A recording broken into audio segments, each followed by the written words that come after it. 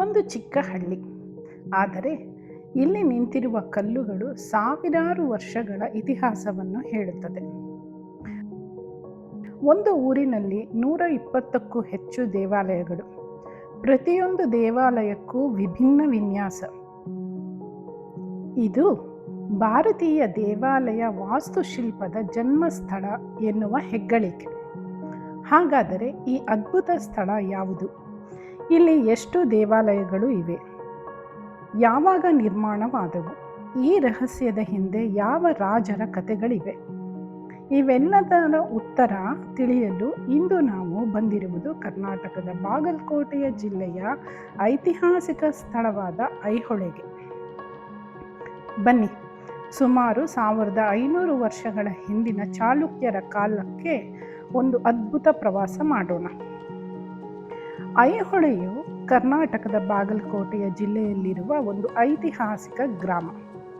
ಬಾದಾಮಿಯಿಂದ ಸುಮಾರು 35 ಕಿಲೋಮೀಟರ್ ಮತ್ತು ಪಟ್ಟಡಕಲ್ಲಿನಿಂದ ಸುಮಾರು 14 ಕಿಲೋಮೀಟರ್ ದೂರದಲ್ಲಿದೆ. ಯುನೆಸ್ಕೋ ವಿಶ್ವ ಪರಂಪರೆಯ ಪಟ್ಟಿಗೆಗೆ ಸೇರಿರುವ ಪಟ್ಟಡಕಲ್ಲು ಮತ್ತು ಬಾದಾಮಿಯ ಜೊತೆಗೆ ಐಹೊಳೆಯು ಕೂಡ ಚಾಲುಕ್ಯರ ಸುವರ್ಣ ಯುಗದ ಪ್ರಮುಖ ಕೇಂದ್ರವಾಗಿತ್ತು.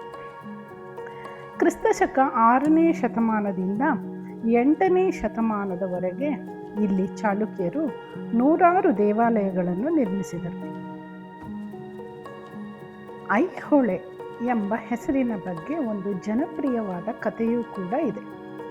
ರಾಮಾಯಣದ ಪ್ರಕಾರ ಇಲ್ಲಿ ಪರಶುರಾಮನು ತನ್ನ ರಕ್ತಸಿಕ್ತ ಕೊಡಲಿಯನ್ನು ಮಲಪ್ರಭಾ ನದಿಯಲ್ಲಿ ತೊಳೆದು ಆಗ ನದಿಯ ನೀರು ಕೆಂಪಾಗಿ ಹರಿಯುತ್ತಿತ್ತು. ಇದನ್ನು ಕಂಡ ಗ್ರಾಮಸ್ಥರು ಅಯ್ಯೋ ಹೊಳೆ, ಅಯ್ಯೋ ಹೊಳೆ ಎಂದು ಕೂಗಿದರಂತೆ. ಅದೇ ಮುಂದೆ ಐಹೊಳೆ ಎಂದು ಪ್ರಸಿದ್ಧವಾಯಿತು.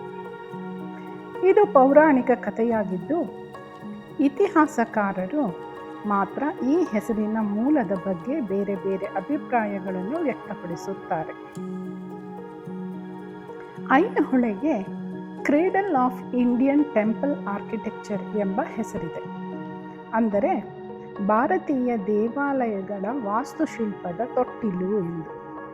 ಏಕೆಂದರೆ ಇಲ್ಲಿ ನಿರ್ಮಾಣವಾಗುವ ದೇವಾಲಯಗಳಲ್ಲಿ ಒಂದೇ ರೀತಿಯ ವಿನ್ಯಾಸ ಇಲ್ಲ. ಪ್ರತಿಯೊಂದು ದೇವಾಲಯದಲ್ಲೂ ವಿಭಿನ್ನ ಶೈಲಿಯನ್ನು ಪ್ರಯೋಗ ಮಾಡಲಾಗಿದೆ.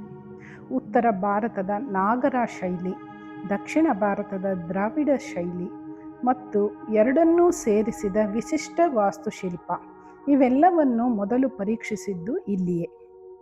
ನಂತರ ಇದೇ ಶೈಲಿಯನ್ನು ಪಟ್ಟಡಕಲ್ಲು ಮತ್ತು ಭಾರತದ ಅನೇಕ ದೇವಾಲಯಗಳಲ್ಲಿ ಬಳಸಲಾಯಿತು.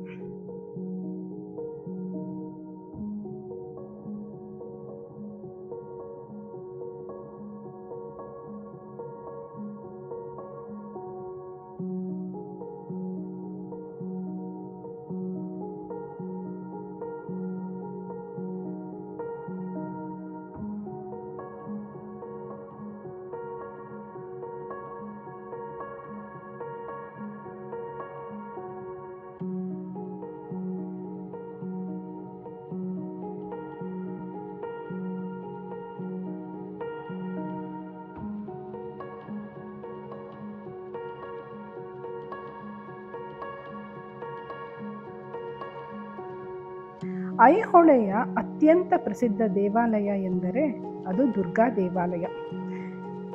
ಹೆಸರು ಕೇಳಿದರೆ ಇದು ದುರ್ಗಾದೇವಿಯ ದೇವಾಲಯವೆಂದು ಅನಿಸುತ್ತದೆ. ಆದರೆ ಇದು ಮೂಲತಃ ವಿಷ್ಣು ಅಥವಾ ಸೂರ್ಯನಿಗೆ ಸಮರ್ಪಿತವಾದ ದೇವಾಲಯವಾಗಿರಬಹುದು ಎಂದು ಇತಿಹಾಸಕಾರರು ಹೇಳುತ್ತಾರೆ. ಈ ದೇವಾಲಯದ ಹಿಂದೆ ಇದ್ದ ಕೋಟೆಯನ್ನು ದುರ್ಗಾ ಕೋಟೆ ಎಂದು ಕರೆಯಲಾಗುತ್ತಿತ್ತು. ಆ ಕಾರಣದಿಂದಲೇ ಈ ದೇವಾಲಯಕ್ಕೆ ದುರ್ಗಾ ದೇವಾಲಯ ಎಂಬ ಹೆಸರು ಬಂದಿದೆ. ಈ ದೇವಾಲಯದ ವಿಶೇಷತೆ ಎಂದರೆ ಇದರ ಅರ್ಧವೃತ್ತಾಕಾರದ ಹಿಂಭಾಗ. ದೇವಾಲಯದ ಸುತ್ತಲೂ ಪ್ರದಕ್ಷಿಣೆ ಮಾಡಲು ಸುಂದರವಾದ ಕಂಬಗಳಿರುವ ಮಾರ್ಗವಿದೆ. ಪ್ರತಿ ಕಂಬದಲ್ಲೂ ಅದ್ಭುತ ಶಿಲ್ಪಕಲೆ ಕೆತ್ತಲಾಗಿದೆ.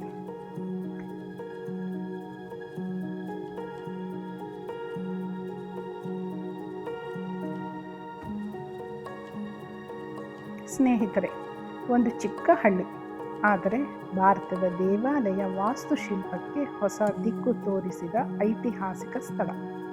ಪ್ರತಿಯೊಂದು ಕಲ್ಲು, ಪ್ರತಿಯೊಂದು ಶಿಲ್ಪ ಸುಮಾರು 1500 ವರ್ಷಗಳ ಹಿಂದಿನ ಕಥೆಯನ್ನು ಇಂದಿಗೂ ಹೇಳುತ್ತಿದೆ.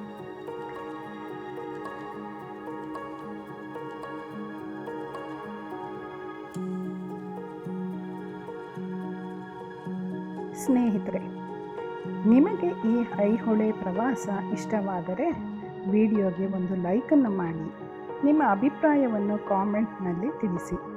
ಮುಂದಿನ ವಿಡಿಯೋದಲ್ಲಿ ಮತ್ತೆ ಭೇಟಿಯಾಗೋಣ. ಧನ್ಯವಾದಗಳು.